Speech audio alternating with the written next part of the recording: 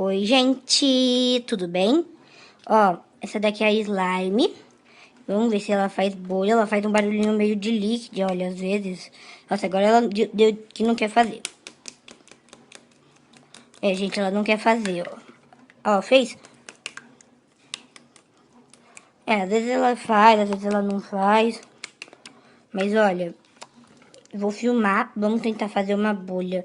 Gente, aqui eu tô segurando o celular. E então vai ser um pouco mais difícil, mas vamos lá.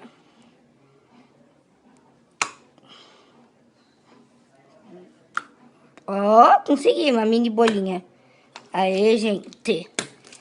Ó, vocês viram que eu bati e formou uma outra bem mini?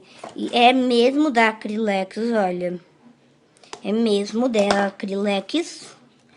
Ó. Bem gostosinha. Vamos fazer um totô com ela. Calma aí, gente. É, gente.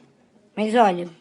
Ela tá com algumas bolinhas de isopor, que é de uma massa de EVA, que é com bolinha de isopor, só que essa massa, ela tava dura. Daí, eu fui restaurar, ficou mole. Mas, ó, essas bolinhas de isopor não é mais nada, gente. Não é sujeira nem nada.